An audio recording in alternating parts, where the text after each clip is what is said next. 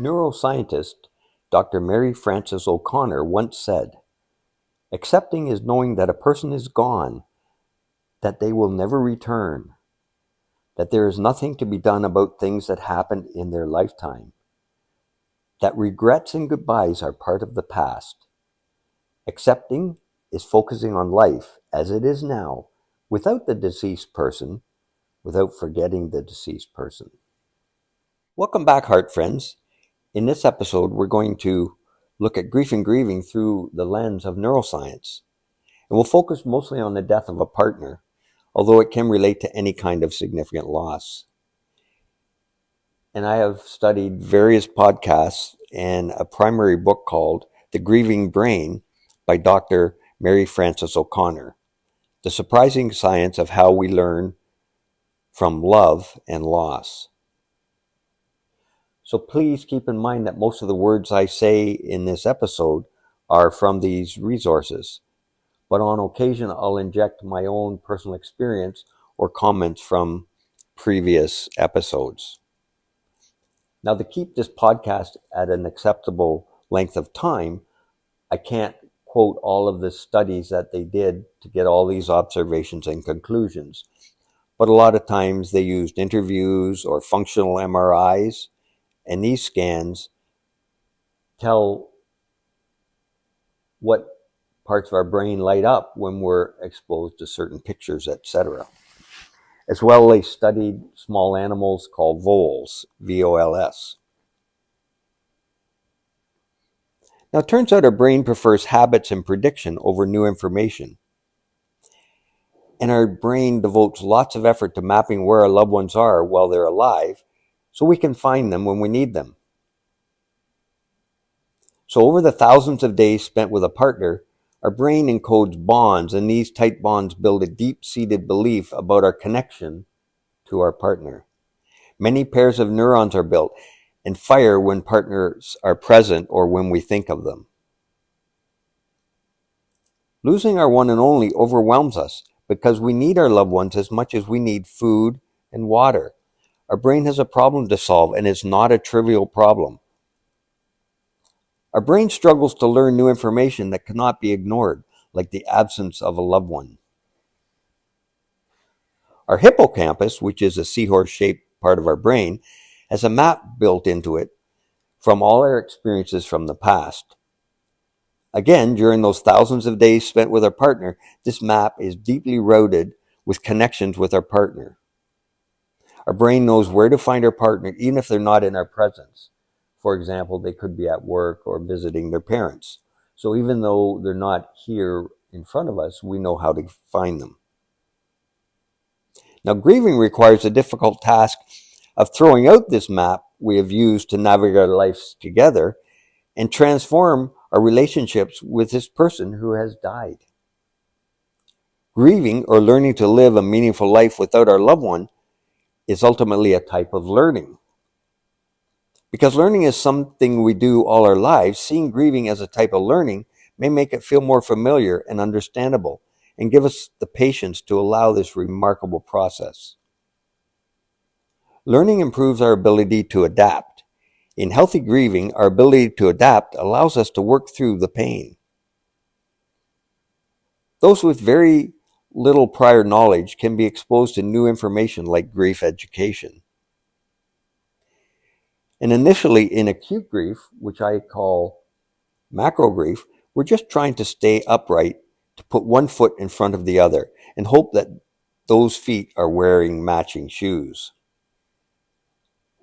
Now, down the journey a little, new strategies for learning can help us get a repertoire or a toolkit of things to try when we feel overwhelmed by the pang of grief and overwhelmed by the new and stressful reality that we're living in. Our brain is trying to solve a problem when faced with the absence of the most important person in our life. Grief is a heart-wrenching, painful problem for the brain to solve, and grieving necessitates learning to live in a world with the absence of someone we love deeply, who is ingrained in our understanding of the world. For our brain, our loved one is simultaneously gone and also everlasting.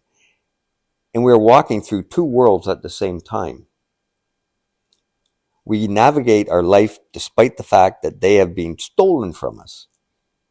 A premise that makes no sense and is both confusing and upsetting. Our hippocampus map expects our partner to still be there, and we expect this for a long time until it can be reprogrammed over time. Now, it turns out our brain uses object tracing cells and fires neurons every time we expect our loved one to be in a room. And this continues until we learn that our loved one is never going to be in our physical world again. We must update our map, creating a revised photograph of our new life. And this is why it takes so long for grief, as we learn our new way around this new reality. This unlikely situation, that they are not on our map at all, sets off alarms and confusion and causes overwhelming grief. As humans, we map our loved ones in our virtual map in our head using 3 dimensions: space, which is where, time, which is when, and close, which is attachment. And our brain doesn't understand why these dimensions can simply disappear when somebody dies. Our attachment need, the need for the comfort and safety of our loved ones, requires us to know where they are. When you think of our brain map and here, now, and closeness, this death presents a particularly devastating problem. Suddenly we're told that our loved one can no longer be located in space and time. On another level, this does not compute. The brain cannot predict this possibility because it's outside our brain's experience. And the idea that the person simply does not exist anymore does not follow the rules our brain has learned over a lifetime. So if the person we loved is missing, then our brain assumes they're somewhere else and will be found later. The action required in response to this absence is quite simple. Go look for them, cry out, text, call, or use any possible means to get their attention. As far as the brain is concerned, the idea that the person is simply no longer in this dimensional world is not a logical answer to their absence. Searching for our loved one after they've died is a very common experience. And neuroscientist Norman Schneck did an experiment that proved that the more people tried to suppress their thoughts of their loved ones, the more they actually thought of them. Dr. Mary O'Connor concluded that we need to discover new strategies to help bereaved people manage their painful thoughts in the present moment, since avoidance does not help them very much in the long run. So a lot of signs are leaning towards mindfulness as a proactive tool to help grieving people. For this reason, I will dedicate 1 or 2 episodes in the near future to mindfulness. Dr. O'Connor mentions mindfulness is moving one's attention to awareness of here, awareness of now, and awareness of close, the 3 dimensions. Neuroscientist Andrew Huberman also spoke about the 3 dimensions of space, time, and close. He said these 3 dimensions establish very close bonds with our living partner. When they die, in our grieving, we require remapping and reorganization within our emotional and logical frame of our brain. And understanding this may give us greater insight into our grieving process. How we show up to grieve affects the journey, resulting in either non-complicated or complicated grief. And complicated grief is the group of grievers who cannot seem to pick up the pieces of their lives after the loss. It's not obvious if a person's in complicated or non-complicated grief in the beginning, because this only shows up later on if there is prolonged inability to deal with the loss. For some people, knowing where they are in their grief journey can help them understand their journey. Now back to Dr. O'Connor. If you're overwhelmed with missing your deceased partner and seek out something to remind you of them, to remind you of the time you spent together, that is one thing. And to us, that's like widower number 1 from the previous episodes. And if we're present and remembering the past with all the pain and sadness and bittersweetness of having known our loved ones, we are yearning. And this is the heart of grieving, is yearning. On the other hand, if after years of being without your partner, you've never touched their things, you've never went in their room, you've set up memorials, well, these things could be problematic. And this is what was happening to widower number 2 in our example, where they were trying to live in the past, pretending that time has stopped. And no matter how hard we try, we can't stop time. We actually need enough new lived experience for our brain to develop new predictions, and that takes a long time. Maybe we can think of our grief triggers as these experiences. And updating the brain map includes changing our prediction algorithm, learning the painful lessons and not filling in the gaps with the sights, sounds, and sensations of our loved ones. And this can't be learned overnight. Again, maybe this can be learned through our triggers.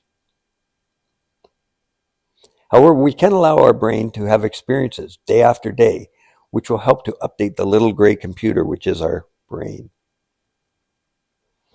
Taking in everything around us, which updates our virtual map, and what our brain thinks will happen next, it's a good start to being resilient in the face of great loss. And to me, all of this reinforces that time does not heal grieving, but rather experience heals over time. And grieving requires neural rewiring as well, and this takes a long time.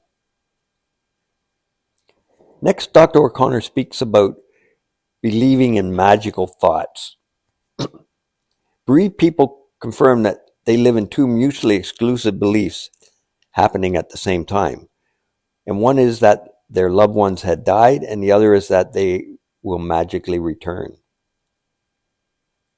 It may be the cruelest aspect of our human nature that we can experience these incompatible mutual beliefs, both that our loved one is gone and that they can be found again.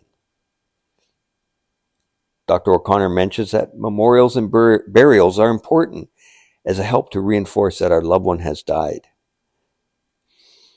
And this helps our brain to prepare for the reality and reduce the time in magical thoughts. And she calls these conflicting streams gone but also everlasting theory. She believes that these conflicts make grieving a long process. Although these two thoughts contradict each other, both have to be updated as we learn to live with this big absence. She used the words, jump into your experience of grief and work it best with some support people. And I think this speaks to what David Kessler suggested is jumping into grief river, and we've talked about in the past, is finding people to witness our journey. Dr. O'Connor also speaks about a good trajectory for resilient grieving is a slow upward spiral, even though it doesn't feel good at first. And she used the example of your partner dying and you go to dinner with couples, and the first time is miserable. And maybe the second time is miserable. Then the third time, you realized you'd never tasted lobster bisque before, and you loved it. And then the fourth time it was a little easier, and you can see this slow upward spiral through the pain. She also says when a person is not on an upward spiral, they can add to their grief by questioning themselves, by saying, is what they're doing normal? And this has the unfortunate effect of keeping the grief at the forefront of their mind. And it supports the idea I mentioned that somebody thought unresolved grief leads to more grief. She also talked about when we fall in love and have a long-term relationship, our brain changes. And we can continue to use those same skills to change our brain as we move forward without our loved one being present. Healthy grieving requires being able to move our thoughts from relationships that were to relationships that are and to relationships that could be. And this is indicated by my logo, where we move from a cracked heart to being wholehearted. Having said this, the neural connections in bonding and chemical consequences in our brain we build with the deceased will remain with us forever, which means we will never forget them. When we choose to avoid negative feelings, as widower number 2 did, neutral and positive feelings are also ignored at the same time because you can't just isolate one feeling. So this is a very steep price that widower number 2 is paying, where they're missing out on neutral and joyous feelings. Dr. O'Connor said that grief is a very complex thing for the brain to deal with, involving brain regions that process emotions, take the perspective of another person, recall episodic memories, perceive familiar faces, regulate the heart, and coordinate all of the above functions. In grief, distress and acceptance seem to be two sides of a coin, and the rise and fall of each one tends to look like waves across days, weeks, and months. The relative increase in acceptance as compared to the relative decline of grief distress does happen, but it's over a long period of time. And this journey doesn't typically have a clear beginning, middle, or end, as we may wish for. But maybe the goal is not just to get over your grief, but restoring a fulfilling life, a life different than the one you had before. Now, this is not an easy thing to do and requires great courage and flexibility, asking our brain to learn new things by paying attention to what we actually find meaningful and satisfying in the present moment. This shift can also lead to a life of love and freedom and contentment. It will be a different life than we had before. Death has a brutal way of clarifying to us what is meaningful. During grieving, we're sometimes redefining our identity based on what the brain is learning about our new world and what we enjoy and we find worthwhile. Canadian neuroscientist Dr. Edward Tulving did studies to prove that when we have clear memories from our past, we can call upon them to build our future. When memories from the past are foggy, it's difficult to build a future idea around these memories. Our past memories and projecting our future ideas use the same neural machinery. Scientists also prove that people with complicated grief have trouble remembering past events unless their loved one was in that memory. As well, they have difficulty projecting into the future events unless those events include their loved one. So in our example, widower number 2 fell into this issue where they focused mostly on their late wife when they thought of memories of the past and plans of the future. For example, in my case, I also include being a parent, a grandparent, a friend, a neighbor, a volunteer, an athlete, etc.